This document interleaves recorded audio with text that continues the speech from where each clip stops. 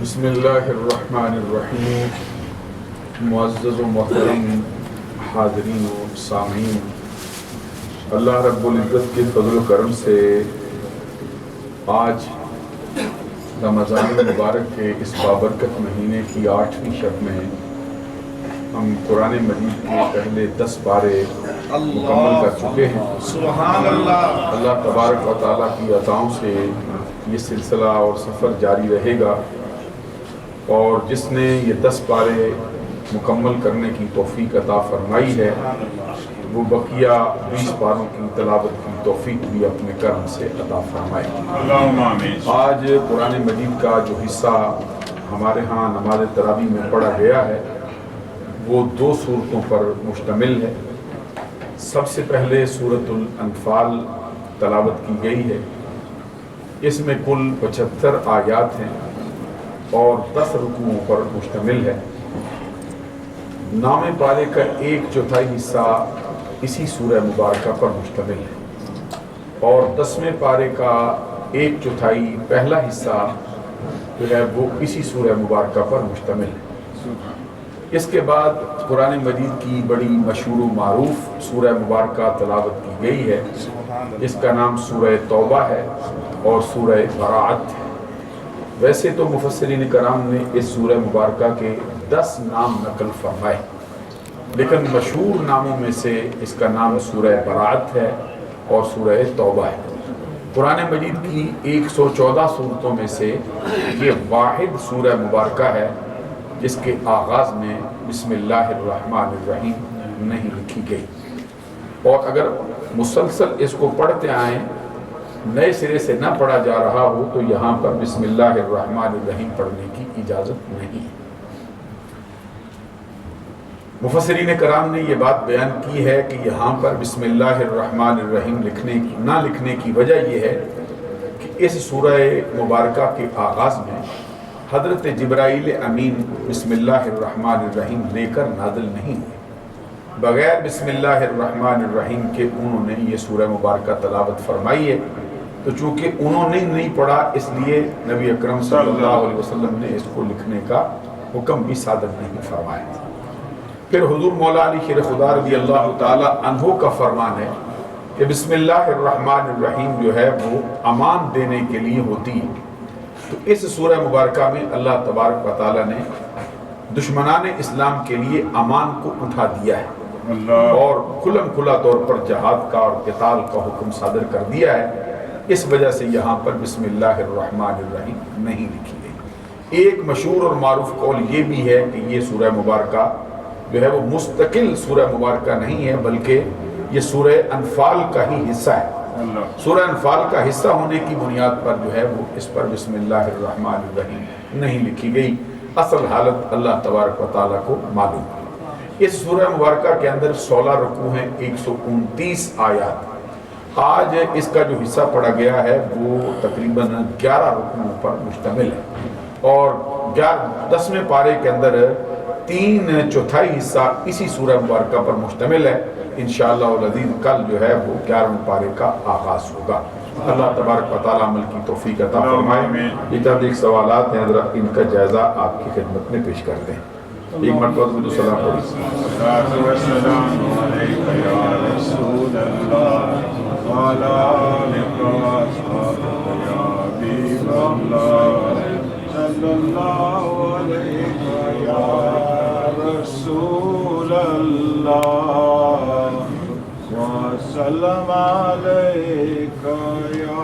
حبیب اللہ صلی اللہ علیک یا رسول۔ ماشاءاللہ بڑے اچھے سوالات پہلے کی طرح کیے گئے ہیں۔ سب سے پہلا سوال یہ ہے کہ مفسرین کرام کی مطابق یہ بات متفقہ طور پر تسلیم کی گئی ہے یا نہیں کہ سورہ علق کی جو پہلی چند آیات ہیں یہ سب سے پہلے نازل ہوئی، یا بعض نے یہ کہا ہے کہ سورۃ فاتحہ پہلے نازل ہوئی ہے۔ صحیح بات یہ ہے کہ حضور نبی اکرم صلی اللہ علیہ وسلم کی ذات اقدس پر جو سب سے پہلے وحی نازل ہوئی ہے اس کے اندر سورہ علق کی پہلی 5 آیات نازل ہوئی۔ اقرأ بسم ربک الذی خلق خلق الانسان من علق اقرأ وربک الاکرم الذی علم بالقلم علم الانسان ما لم یعلم، یہاں تک جو ہیں یہ پہلی وحی کے اندر یہ قریب قریب مفسرین کرام کا اور محدثین کا اور اہل اسلام کا اس بات پر اتفاق ہے۔ دوسری بات انہوں نے یہ کی ہے کہ بعض نے یہ کہا ہے کہ سورۃ فاتحہ پہلے نازل ہوئی ہے، اس کا مطلب یہ ہے کہ سب سے پہلے سورہ علق کی 5 آیات نازل ہوئی ہیں، اس کے بعد جو ہے وہ سورہ فاتحہ نازل کی گئی۔ اور سورۃ فاتحہ کے نزول کے وقت یہ حدیث میں فرمایا گیا ہے کہ شیطان جو ہے وہ زندگی میں 4 مرتبہ زار و قطار رویا ہے، بڑی شدت کے ساتھ وہ رویا ہے۔ ایک مرتبہ تو اس وقت رویا ہے جب اس کو راندہ درگاہ کیا گیا، ایک مرتبہ اس وقت رویا ہے جب اس پر لعنت کا طوق پہنایا گیا، ایک مرتبہ اس وقت رویا ہے جب حضور نبی اکرم صلی اللہ علیہ وسلم کا میلاد ہوا ہے، اللہ سبحان اللہ، جب نبی اکرم صلی اللہ علیہ وسلم کی پیدائش مبارک ہوئی ہے، اور ایک مرتبہ اس وقت رویا ہے جس وقت سورہ فاتحہ کا نزول ہوا ہے۔ یعنی اس قدر اہم ترین سورہ مبارکہ ہے سورۃ فاتحہ کہ جس کے نزول کے وقت شیطان انتہائی شدت سے اور زار و قطار انداز کے ساتھ جو ہے وہ رویا ہے۔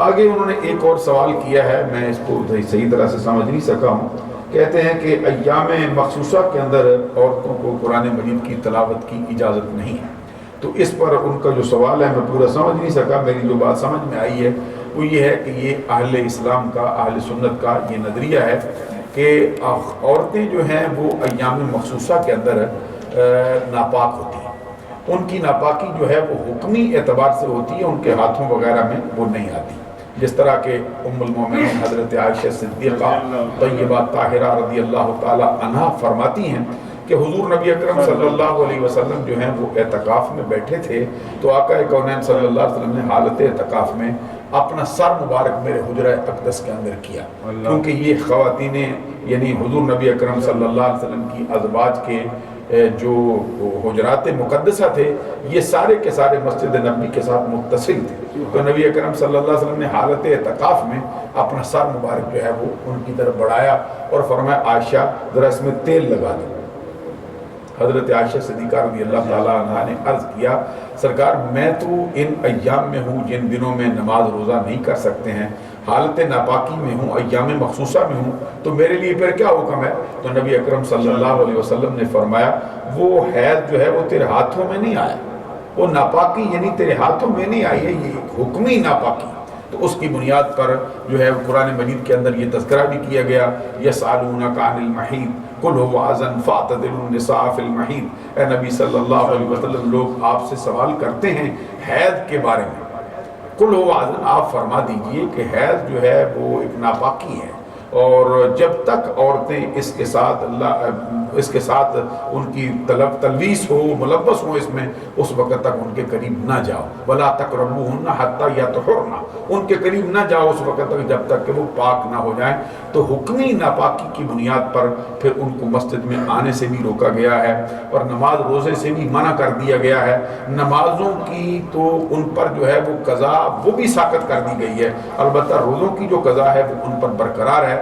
تو اسی طرح جو قرآن مجید کا چھونا ہے یہ بھی ان پر منع کر دیا گیا ہے، اور قرآن مجید کی جو متصل تلاوت ہوتی ہے اس سے بھی ان کو روک دیا گیا ہے، کیونکہ قرآن مجید نے بارہا موقع پر یہ بات فرمائی ہے کہ اس کو لوگ وہی چھو سکتے ہیں، وہی پڑھ سکتے ہیں جو پاک لوگ، پاکیزہ لوگوں کے لیے رکھا گیا ہے۔ جو سوال انہوں نے لکھا بڑا لمبا سا، مجھے اس کی پوری سمجھ نہیں آئی ہے، اگر وہ دوبارہ سوال کریں گے تو اس کا تفصیلی جواب دیں گے۔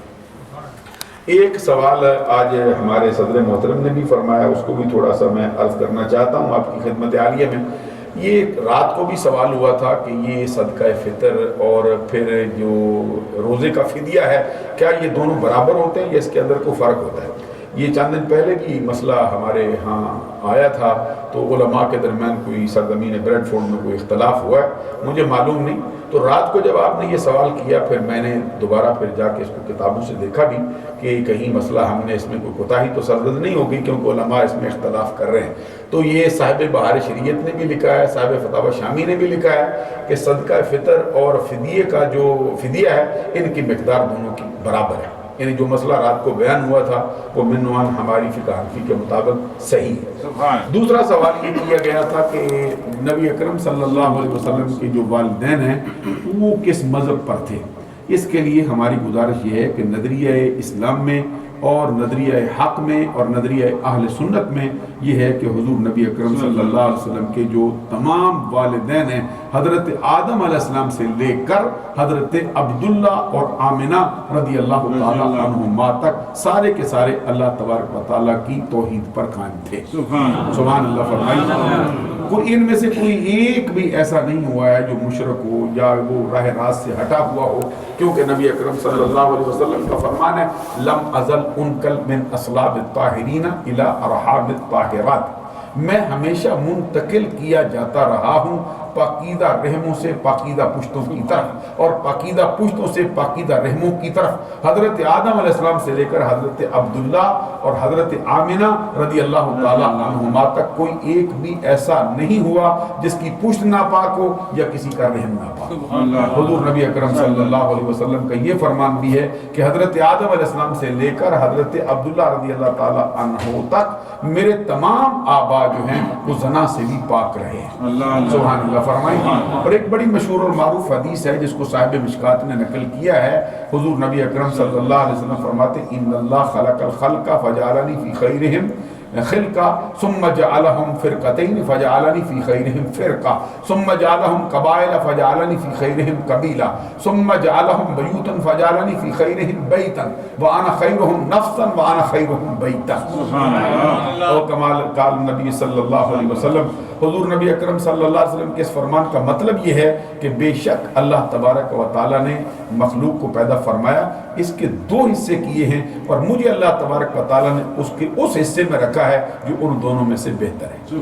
اور پھر فرمایا اللہ تبارک و تعالیٰ نے اس میں سے دو گروہ بنائے ہیں، مجھے اس گروہ میں رکھا ہے جو سب سے بہتر ہے. پھر اللہ تبارک و تعالیٰ نے اس کے قبیلے بنائے ہیں، مجھے اس قبیلے میں رکھا ہے جو سارے قبیلوں سے بہتر ہے.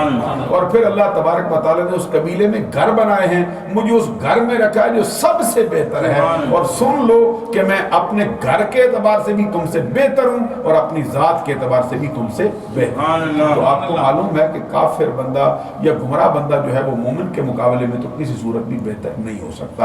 انشاءاللہ تفصیلی جواب اس کا کسی موقع پر آپ کی خدمت میں عرض کریں گے. ایک اور سوال بھی لکھا گیا ہے لیکن مجھے اس کی سمجھ نہیں آئی، دوبارہ اگر لکھیں گے تو میں بڑی وضاحت کے ساتھ آپ کی خدمت میں عرض کروں گا. وآخر دعوانا ان الحمدللہ رب العالمین. اب اگر آپ کو سوال کرنا چاہیں تو کر سکتے. صرف بیماری کے باعث اگر روزہ چھوٹ جائے تو صرف قضا لازم ہے یا کفارہ بھی ادا کرنا؟ کفارہ جو ہے وہ صرف روزہ چھوٹنے سے لازم نہیں ہوتا ہے.